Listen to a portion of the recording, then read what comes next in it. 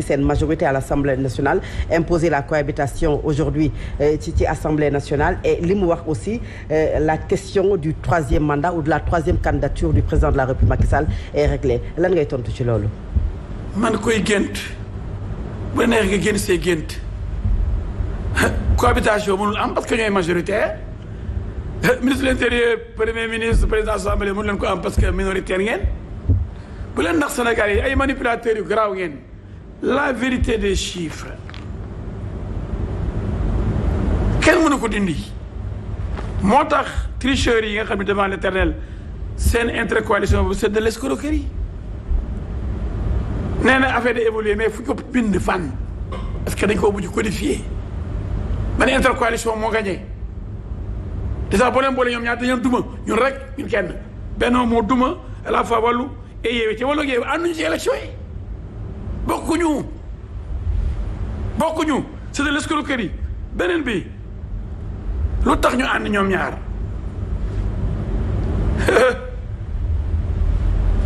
bëgg camoufler nëbb seen absence yenn département yi seen manque de représentativité yeneen zones yoo xam ni Yewwi amu fa tous mënu fa investir mënu fa am parrainage est-ce que doon naa kenn bi ñoom ñëpp ñuy wax. ñu déglu dama ñëw tey pour wax soxlawu ma sa relance soxlawu ma ko dama ni. on l'écoute soxlawu ma kenn relancé ma dama ni moo kenn dog. ci débat lañ nekk ñu ci monologue. bu ne ko amee sa 3 minutes bu ma dog. maître allez-y ñu déglu ko monsieur Sall. est-ce que mën nga ko rappeler à l'ordre. allez-y maître on vous écoute. dama ni affaire taf yooyu ñuy wax ay troisième ay intercoalition ay taf yëngal man aw ma fii man yow am nga fa doole. monsieur Sall s'il vous plaît. waaw maître Aïcha. loolu mënu ko nii de. waaw Aïcha maître monsieur Sall c'est ñu continuer. dama ni dama bëgg Sénégal yi xam ne maître dafa leer da yéen bëgg a nax sama gars yi bi xam ne nekkuñu fépp ndax tekkiwuñ dara ci réew bi di tëb di dal te duñu tus ñu ne ñoom anti système la ñu doxal mooy Abdoulaye Wade dañu ko war a fetal ak Abdou Diouf ak Macky Sall ndax defuñu fi tus ñoom dañu nekk anti système ñoom waa kër doomu Sonko yi ak taalibe Sonko yi ñooñu ak théoricien ak professeur Sonko yi ak juriste Sonko yi di ñu gëmloo ni intercoalition dafa am te dañuy nëbb ne am na ay zones yoo xam ni Sonko du fa tus amu fa ñaari nit ñoo Abdoulaye Wade mi ñëw ne ko war a rey ndax moo yàq Sénégal ñu ne nañ ànd ak moom système ak anti système loolu kenn du ko wax tey moom kenn du ko wax ndax daa fekk moo jóg Iblis bu jógee moom dañuy fàtte lépp luy dëgg ak siraatal mustaqima léegi anti système moom kenn du ko turati moom le candidat anti système tey moo ànd ak le vrai système Abdoulaye Wade tête de liste toute honte plus ñu fàtte ñu gëmuloo Sénégalais yi affaire de anti système bi ñoo dawal ba tax xale yu bëri daw tël si leen ni non vraiment kii mooy jeune boo xam ni li fi nekkoon da koy bàyyi indi lu bees kooku la ñu àndal muy Sonko nekk dayoo moo ñëw jébbalu ci paa bi Abdoulaye Wade donc loolu dañu mën ni ñoom nekk yoon fépp. ensuite dama dégg léegi fi kenn defe naa kële la ka toog fële moom ñëpp xam ne ni moom supporter numéro 1 Pastef la xaw ma militant Pastef la xaw ma professeur la mais li ma wóor daal xaw ma chargé de cours la xaw ma assistant mais li ma bëgg daal mooy nee na troisième mandat bi problème bi réglé nañ ko ci. Vous ne perdez pas le pouvoir mais vous allez le partager. de l'heure j'ai pris bonne note. C'est pas vrai. D'abord, troisième mandat. Je les défie tous. Je m'adresse aux Sénégalais. Comme ma sa dégg Macky Sall bu ne bëgg na troisième mandat wax ma ko bu boobaa ma xam ne lu ñu fedeel kii maa ko naan mais dañ koy fenal di ko sosal parce que ay manipulateurs hors pair la ñu am seen patron mooy Ousmane Sonko le plus grand manipulateur de l'histoire du Sénégal ànd ak ñoo xam ne daan wooy thème de campagne buñ ko joxee. bu ci kenn wax ku ci wax. tu n'es pas inquiété ku wax ne mën na ko. après bu la neexee damay développé la wala ñu jël également est-ce que du jox dëgg ñuy wax ne la troisième candidature mi ci xelam. dama bàyyi ma développé dama bëgg a développé dama la tontu ci li ma laaj dama la ci baax bañ ci tontu ma ci laaj léegi li ma bëgg a wax ci par rapport ak dina ñoom ñoom léegi ma laaj du ma ci tontu li ma bàyyi wax li ma bëgg a wax ba mu yéex tàkk soog ma laaj loolu ma tontu ci am naa fulaam. waaw minute yi yëpp. am naa fulaam. maître yow la ñuy dégg. dama ni troisième mandat ku taxaw de Macky Sall mas na ko laaj ban man da ngay fenn barke alxuraan mais fexe nañ ma dugal ci bopp Sénégalais yi nii bu ngeen ko woteelee day jéem a wut troisième mandat fan la ko waxee mais xëy na foofu sax ñu bëri quand même dem nañ woteel leen ndax def ko genre référendum pour ou contre le troisième mandat alors que loolu c'est de la manipulation kenn déggul ci baat Macky Sall mu ne day wut troisième mandat bi ci des wax fen bu rëy ngi noonu beneen bi accord politique bon l'autre juriste je crois que il est plus juriste que l'autre Soudiat j'ai du respect pour l'intellectuel parce que l'intellectuel comme disait Lénine c'est vrai c'est le professionnel de l'intelligence mais aussi mooy ki nga xam ne dem capacité pour analyser mais nee na moom et puis d'accord accord politique la mais accord politique duñ taxaw ci média yi naan l'intercoalition ça n'existe pas juridiquement ce n'est pas consacré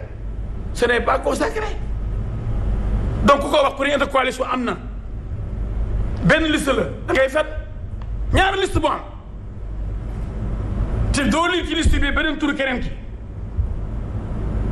amul liste bu ñu département bi dañ ko bàyyee kii bi ñu bàyyi ko kii ci biir liste bi ku ko wax woo dëgg dafa am liste de Yewwi liste des suppléants la d'ailleurs am liste de Wallu dirigé par Ablaye Wade intercoalition amul ci élection yi ça n'existe pas dans le code électoral mu ngi nii mais daal ba dégg ku ma wax leneen par contre am na lu ñu fi wax léegi lu garaaw ma souligné ko ci 174 parce que toujours ce grand professeur là bii wër télé yi di wax rek moo ko wax alors mu ne bi ñuy wax ci affaire intercoalition mais l'article L 174 cinquièmement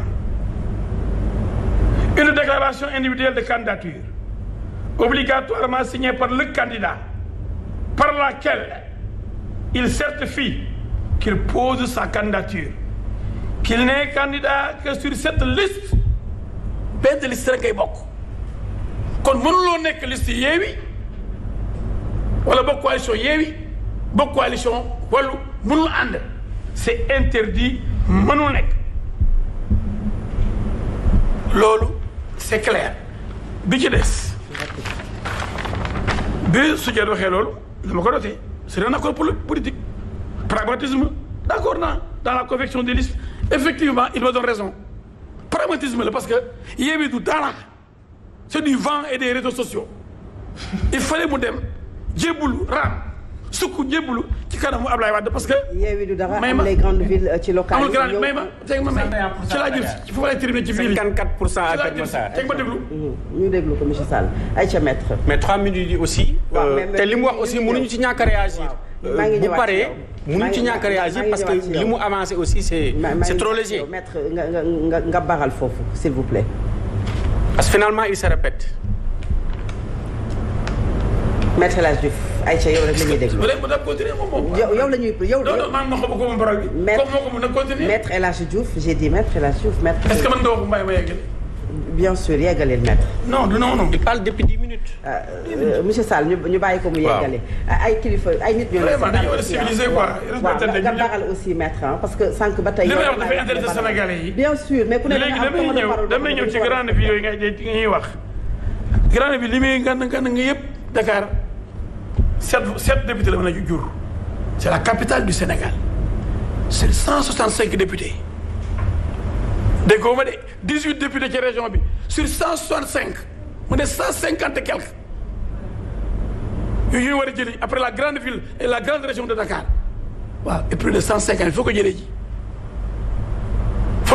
kaay wax la gis nga li ñu am moom wax na ko nee na ay dañoo jëlee ay jëlewuñu nit dañu leen duma bàcc yay metti gis nga boo demee ay Matam ak ay Podor ay 98%. may ma bu ñu amee 3000 wala bu ñu amee 300 voix ñun ñu am ay 200 000 voix loolu romb na Dakar comblé Pikine comblé Guédiawaye loolu duñ ko wax ma continuer déglu ma rek ma ko wax neen dana sax bay tam ndëmb ni dañoo jëlee ay électeurs Mauritanie ce qui n'est pas vrai c'est que boo demee Agnam boo demee Podor Abdoulaye Daouda Diallo diggante Bokki Jawee ba Podor boo demee Ndioum le ministre Cheikh Omar Anne foo dem foofu Dagana entre Omar Sarr ak Mame Diop docteur Mame Diop mais may ñu leen dara lañ fa jël xoolal comblé na rapidement ba bay buñ demee ci liste proportionnelle bi nga ne def ay voix parce que Dakar voté wuñ ñoom reconnaissé nañ ko ñu bëri voté alors que Fouta dañoo voté ba ñoom ñu ne ay transfert directeur la kon bàcc yi métti na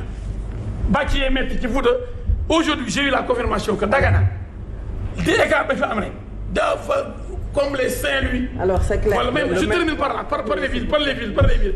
Kaolack koo gagné, c'est pas une grande ville. Benno. Diourbel koo gagné, c'est pas une grande ville. Benno. Kon Assa Dakar, Diourbel ñoo gagné. Mbour, 4 députés koo gagné. Benno. Mais ak écart bu tuuti. Déglu ma Fatick. Il ne faut pas aussi monopoliser la parole comme ça. Nous sommes dans un débat. Nioro, déglu ma Kaffrine, déglu ma Koungheul, déglu ma Koupentoum, déglu ma Tambacounda, déglu ma Kédougou, déglu ma Kolda. déglu ma alors maître déglu ma Bakel déglu ma Matam déglu ma Podor déglu ma Linguère déglu ma Louga déglu ma Ranérou mais déglu ma mais maître mënoo Fatick non déglu ma Gossas Guinguinéo alors il est dans son rôle mais et puis ñu ne un député bëriwul maître un député Guinguinéo mais un député maître loolu dinañ ci ñëwaat s'il vous plaît Salimata un député il faut aussi maître s'il vous plaît. dama bëgg non calculer rek temps bi nga wax par rapport. non mais il fallait que ma terminer. non mais da nga am sa temps de parole. non sama temps dañ ma dagg dañ ma dagg ay ma ne la toujours dama bàyyi dagg. non maître. yow it nga dem ma dagg déglu ma rek fara du. mais mënul ñàkk comme tout le monde aussi il faut ñu def. man du ma dagg kenn buy wax mais même dama doon conclure foofu rek wane pourquoi ñu gagné élection yi même bu dee Dakar am na 5 députés muy 7 muy 5 seulement de plus que Kaolack wala Nioro. wala Nioro ñun bu ñu gagné Matam gagné Podor. alors gagné Dagana gagné alors Ngouda. voilà gagné département dégg nañu la alors. gagné Goudiri yëpp ay deux la. professeur deux. alors boo ko boolee.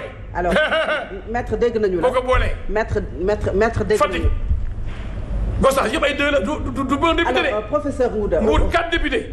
ñii dañu ne duuma ba ñuy xam. yaa ngi répété wu boobu ba tey. maintenant pour terminer. non vous avez terminé. un dernier mot vous avez terminé. un dernier mot. maître vous avez terminé. la réalité tey. un dernier mot. la réalité tey mooy que vous allez vous préparer à. un dernier mot. mooy bu ñu gëmloo Sénégalais yi nii opposition dafa gagné ba ñuy ay affaire de cohabitation di nax seen bopp dama ni. dañoo gagné en majorité absolue. alors loolu na leer alors Ngouda cohabitation boobu nga xamante ne maître El Hadji Diouf mi ngi koy bañ opposition bi jàpp ne aujourd'hui c'est confirmé cette